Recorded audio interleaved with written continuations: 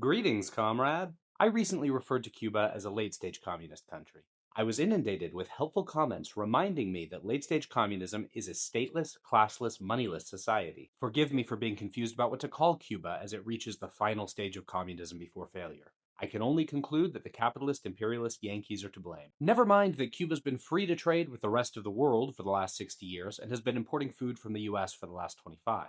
Never mind that Cuba has shortages of coffee and sugar, despite these state run industries being well positioned to produce plenty of both domestically. Never mind that despite having allegedly free and abundant healthcare and education, Cuba has lost 1.4 million residents over the last 5 years, mostly to the late stage capitalist hellscape of Florida. Never mind that two-thirds of Cubans whose basic needs are not being met by their government rely on remittances, that is, cash gifts, from relatives mostly in the United States. No, the communist regime in Cuba couldn't be failing to live up to its promises because of any inherent flaw in communism itself. It's the imperialists' fault, just as it was in the USSR, Maoist China, North Korea, East Germany, Venezuela, Laos, Albania, and Poland. We must run the experiment again. No matter how many workers must live in penury, it is worth it so that you can feel vindicated.